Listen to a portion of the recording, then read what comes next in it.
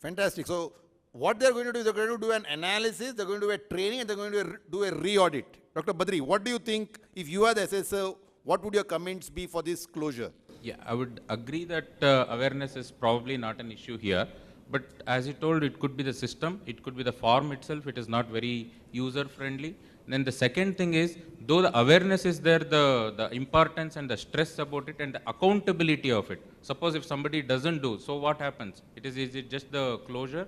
Or how you are establishing an accountability in the system? Probably if that is addressed, then it is sustainable. Otherwise, it would be 50 samples, it is closed and over till the next NABH assessment. So I do an audit, and suppose if it is not there, the head of the department or the chief of medical staff is going to give the feedback on a monthly basis. So now, because all these were known even before the NABH assessment happens, this is not a new shocking thing for the hospitals. So now, so far we were not doing, we will establish an accountability so that this does not get repeated, would be more sustainable rather than just doing an audit and closing it.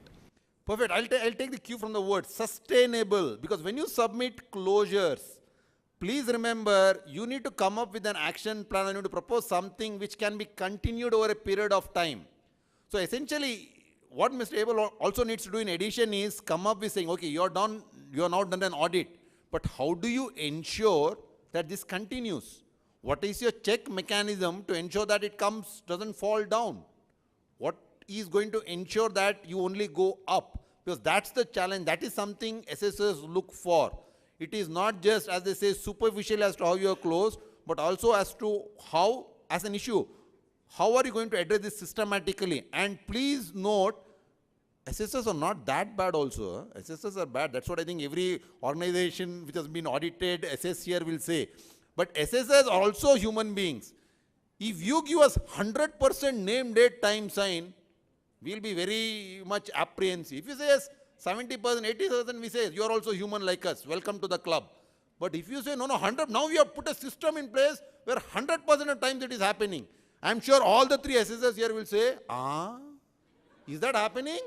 We really need to see as to what you're doing and then actually go into the further depth. So let's understand, be practical. Let's be pragmatic. Let us understand that all of us understand there is an issue here. So if we are accepting 100%, then I think there's an issue. We do understand what you're looking for is how you're going to sustain this improvement that has happened. How are you going to take it forward? So let me move to the next NC, which is from the PRE chapter. It's a very lengthy non-conformity. It deals with informed consent. On review of the organization's informed consent process, it is noted that no side is mentioned in the consent form for pigtail insertion to the chest of 1, 2, 3, 4, 5, 6, 7 dated 18 March 2016. This is in contradiction to what the organization's documentation for informed consent states, where it has been stated that the side where applicable has to be stated. So Ashim, how would you go about closing this non-conformity? I think a similar exercise of analyzing it in terms of the document template, the consent form itself, reviewing it whether it is matching up with the organization stated objective, checking for it if the particular aspect is missing. It needs to be all the old forms which are available throughout the organization, which are being used probably in terms of this radiology and cath lab. They need to be taken out. The old consents have to be removed if found that it is not having the requisite template. Supplementing it with the new template, ensuring training and awareness is done among the clinicians, stating that this was a lacuna. And once it is analyzed, training is given, awareness is briefed to all the stakeholders, ensuring there's a fair amount of compliance on every form, taking about 50 or 10 to 20 samples, ensuring checking on that this has been compliant with, and based on that periodically again rechecking on it. So it's basically analyzing it, training, and re-auditing it. It would be in that order. Okay, he's been a very good SSE. If I was the SSE, first question I would ask you, why is it a non-conformity? Where in the NABH standards does it state that this side has to be mentioned? I'm a bad SSE. I mean, you think I'm a bad assessor? If you come to my organization and say this is a non-conformity, I will say, where has it been said in the NABH standard? Has it been said anywhere? Has it been said anywhere?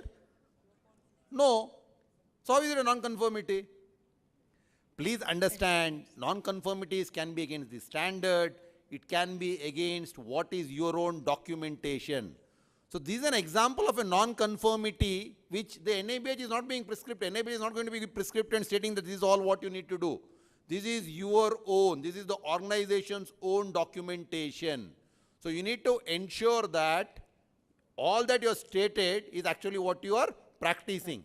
Okay, now they have agreed. So everyone has agreed. So, and they have sent this CAPA to the assessor. Let me ask Gracie as to what she would be doing if this, for this closure report. No, I'll accept what he has said, but at the same time, as an assessor, I don't want him to change all the consent forms, because there may be n number of consent forms already printed and kept over there. I don't want the organization to go into that. Even they can add a line over there that because site is one of the IPSG requirement itself, though the NABH do not specify on that, but again NABH indirectly said we have to bound by all the IPSG goals. And moreover, in their own document it is being written over there. So with that, what he said, I will accept. Please understand, again, she's giving too many tricks away, I don't know. So I think essentially, please understand, do not start changing things just for the sake because it has come as a non-conformity. Have a dialogue. She's very clear, you don't want the forms to be changed. So all that station, because that's a common thing, all that you got 10,000 forms printed because it made a lot of economic sense to print that many number of forms. So now suddenly an assessment has happened, no, now we have to change the forms. Be practical. Have a dialogue with the assessor and tell them, look, this is a challenge that I have got, can I do it this way? I'm sure all assessors are like her. Every one of us will say, yes, fair enough. As long as the intent is met, please go about ensuring that you stick to your policy. I would just ask Gracie Madam for inputs regarding, a lot of things has been said about training. We heard a thing, training comes. As an assessor, when you're looking at training as training records, what exactly do we look for when we are looking at these aspects? Regarding consent. Any training record. Let's say a lot of organizations submit training records as proof that training has been done. So how would you approach when such a closure is submitted to you? Again, to tell you frankly, some of the training record what we received, even in our mind we say it is not correct. Because when we look into that, we can see some disparities in the date, some disparities, something, and then some 4 people's name may be mentioned that 4 training they have given. So when I look into a training, I'll see all concerned people must be trained. Those who are, it's not only a doctor, even the nurse, because a nurse is also equally responsible. Even the doctor have missed that site, the nurse has to remind, sir, that site is being not mentioned over there. So those people has to be given the training. After the training, you have to do the training evaluation should be done. After the training evaluation, you have to audit and see the things are being done. So these are the 3 aspects what I am going to look into. Please understand, sending only the attendance sheet of a training program is not going to satisfy. Dil mange more. Okay? Please understand, this is something that you need, because this happens when we as assessors start looking at this, is a very common thing. What comes to us is beautifully signed document. There are 10 staff in the department, there will be 12 signatures. This happens. And what we are looking for more than that signature is, what is the effect of this training? Has it actually led to a change in the practice? Is this change in practice what we are looking for in the first place? So please keep that in mind. Thank you. That's a wonderful point that you brought out. So let's move to HIC, the hic as they say. And again, you will notice the biggest hiccup is here, antibiotic policy. If you look at common non-conformities in HIC chapter, antibiotic policy is one such example. So, I'm sure you would all read the non-conformity. Let me ask Sangeeta as to what she would do to close this non-conformity. So I think the basic thing is we all do the RCAs. And we do find out, go back down to the last 5 why, and then we say, why did this happen? But here, antibiotic policy is an area where it's pretty dicey, and a lot of us have had difficulties putting this into action in reality. And I'm grateful that you've got an extra clause in the 4th edition that says it has to be implemented and has to be monitored. Because this is something that we're still having problems in. We get the antibiotic policy printed out. We train all the doctors in what are the rational prescription of antibiotics. We have put it on the intranet so that they can see it.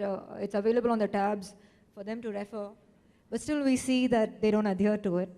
And for them, there seems to be a discrepancy in what the clinician thinks is effective for the patient and what as adverse to listening to the infection control officer. There's always a hurry that they have to, I think some a senior presenter said, immediately I'll give one medication just for that one. I think Dr. Devi Shetty said that. So that one dose, I'll give it now for it to be effective. That seems to be the reason behind this lack of compliance to antibiotic policy. So we would actually go back to training all the doctors and all the prescribing authorities and especially in the in-charge nurses in our hospital are the ones who look at the prescription as it goes. So we would train all of them and tell them about the importance of the MRDOs that's happening and how every antibiotic has got its own use and how misuse of these antibiotics. Okay, so if I may interrupt you, So we will essentially you are retrain trying them. to make the antibiotic Intent. policy available to all. That's going to be your first thing. Yeah. You need to ensure that clinicians have easy access to this.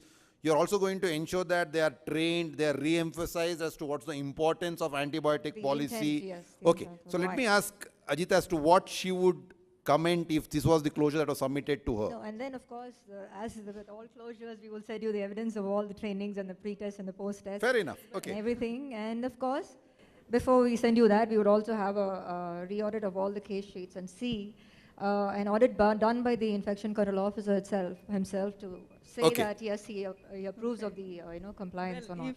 if I may comment on this, this particular policy, as Sangeeta said, I would agree that this is probably the most difficult policy in the entire NABH standards to implement as far as implementation is concerned.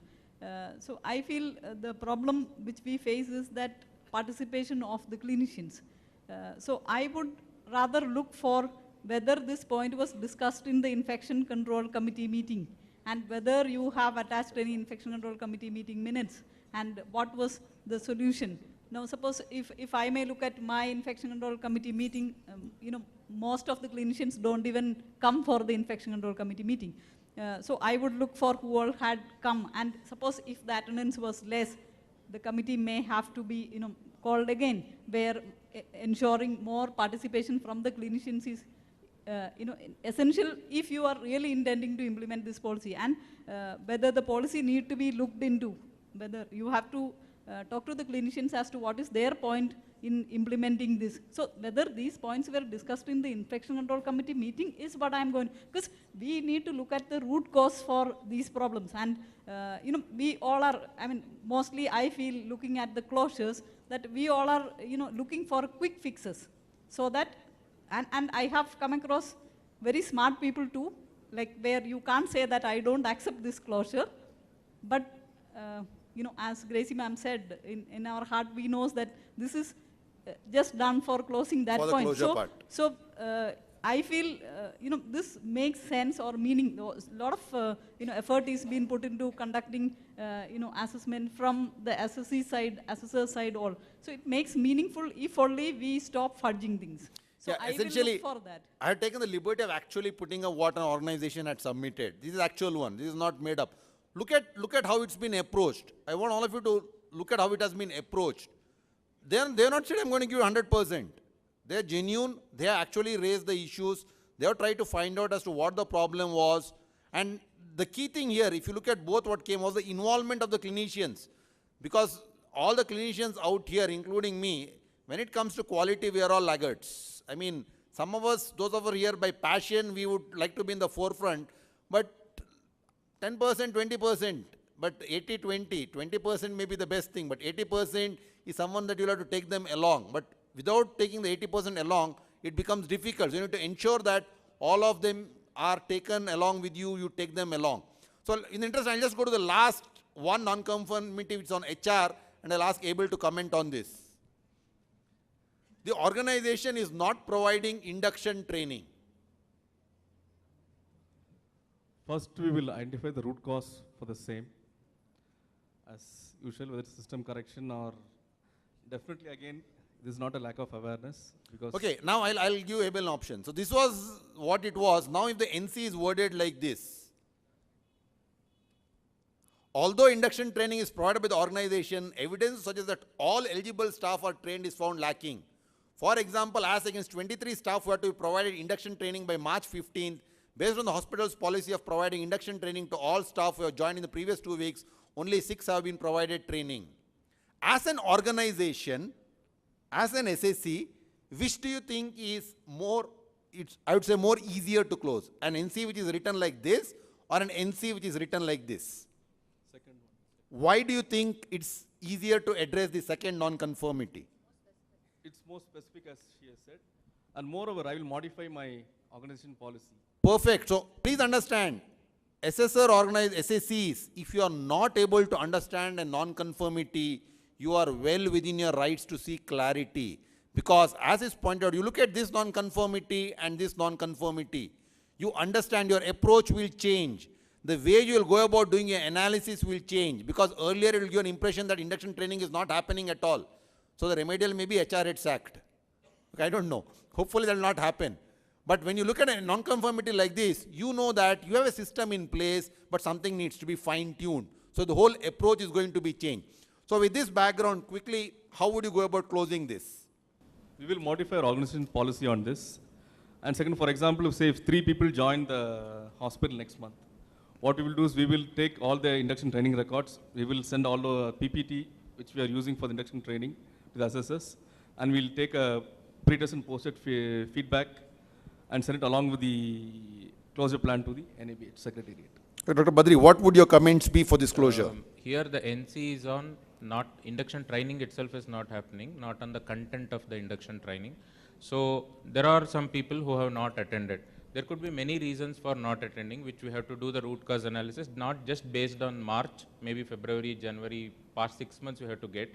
And there could be reasons like their supervisor didn't allow, or they were not serious. They, people are not serious about induction training. So that is the root cause. Maybe 4 or 5 causes will be there. So that as a policy, that without, I'm just suggesting, without induction training, your salary is not released or the supervisors are told. So that is the checks and balances which we have to put. So to make sure that this is ensured. Right. So as an assessor, what assessors look for is the non-conformity addressed per se? Because many times it happens, for whatever reason, SSCs tend to give a slightly different interpretation because they have not understood the non-conformity as to in the way the assessor wanted to express himself or herself. So it's very important that you understand the non-conformity properly and then go about closing it. Because again, it is a point of sustainability as to how you'll be going about sustaining this entire endeavor. So I think we have given you a broad snapshot of various types of non-conformities and the various approaches that you could use for closure. Essentially, it boils down to one, a proper analysis. Please understand, try and find out. I'm deliberately not using the word root cause analysis because that comes with its own connotation. Ensure that you have the reasons clearly identified as to why this non-conformity has happened. Go about making changes systematically and in the systems. Don't just close it superficially. You may end up with a scenario where it will again come during surveillance, it will come during reaccreditation and whatnot. So do not just close it just for the sake because in 2 weeks you have to send it to the secretariat. No. Please take time, please go into the depth, please understand the issue. Submit as many objective evidences that you can to ensure to support whatever you have said, because that's the key thing. Your objective evidences have to be supported with, your non-conformity closure has to be supported with objective evidences. Use photos, use videos, whatever is left to you. But please ensure that you are addressing the major issue that's at hand. So with this brief sum up of as to what you need to essentially do for an NC closure, I would like to thank my panel. I think you brought it out beautifully, and believe me, I'm going to reveal the secret in the end. None of them knew that they are going to be panelists. This was a last moment surprise on them because I wanted it that way, because that is how NCs are received by the organization. Organizations do not know what is coming as an NC, and they suddenly have to start closing NCs. So I think a big round of applause to the SSCs and the SSS, because we also don't know as to what comes in closure. So I think with these few words, I would want to say thank you, thank the organizers for allowing me to just share some of my thoughts. Thank you. And the team, please be on stage for a minute. Now I request Dr. Anand to hand over a small memento to all the panelists. As Dr. Anand said, none of them knew that they are going to be here, and none of them knew that non-conformances also. So it was a test both for the assessees as well as the assessors.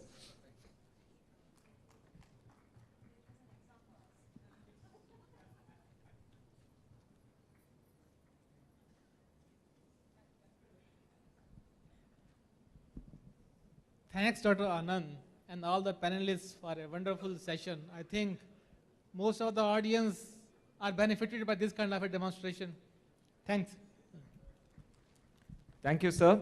May I request Dr. Giridhar Gyani, sir, to come on stage and give a memento to Dr. Anand. I have to say this, I couldn't have had a better honor than getting this from sir, because I think we go back a long way. Thank you, sir. And for a benefit of, meaning if people don't know, Dr. Anand's assessor number is 001.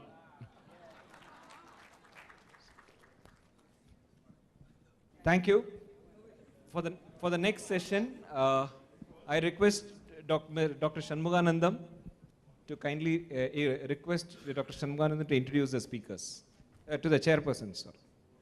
Following a very interesting session, we have an equally important and extraordinarily interesting session being handled by two chairpersons, Dr. Joga Rao and Dr. Nagendra Swamy. The next session is on quality and legal compliance. Who else can we think of other than Dr. Joga Rao? May I have the pleasure of requesting Dr. Joga Rao on the dais, please. Dr. Joga Rao is so well known amongst the medical fraternity that I am sure I need not introduce him. But for my pleasure, I would like to mention only 3 points about Dr. Joga Rao. He is the additional professor and registrar at the National Law School of India University. He is a doctor of philosophy with a law background and extensive knowledge in the field of medical law and ethics. And importantly, as one of the points that was discussed this morning, he was instrumental in preparing the white paper on capping on medical negligence, which has been presented to the government and based on which the interministerial committee is looking into various formula that may be put up for capping on medical negligence. And there we have Professor Joga Rao. The other chairperson would be Dr. Nagendra Swamy, a good friend of mine. I have the pleasure of requesting Dr. Nagendra Swamy on the dais, the President of Private Hospitals and Nursing Homes Association, Bangalore, Executive Director of the Academy of Hospital Administration, Bangalore chapter, and President of the Manipal Health Enterprises, and Chairman Quality Council of MHE. Over to the chairperson. Thank you, sir. Good afternoon, friends. Without much ado, I would like to invite Dr. Purvesh M. Parekh for today's deliberation. Can I request her to come over the dais, please?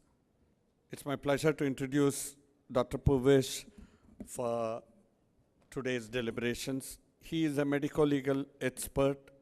He works in the Asian Institute of Oncology, Somaiya Hospital, Mumbai, as the former HOD of the medical oncology in Tata, also of the Tata Memorial Hospital. He is a hematologist by profession with a keen interest on medico-legal issues. And as the Institute of Medico-Legal Sciences, he is also a part of that. Over the last 2 years, he has conducted several medico-legal workshops across the country, and he is the member of Board of Studies of Maharashtra University of Health Sciences. He has also served as expert in several Government of India bodies. Today, the topic is how the legality and the quality are interconnected. Probably I had requested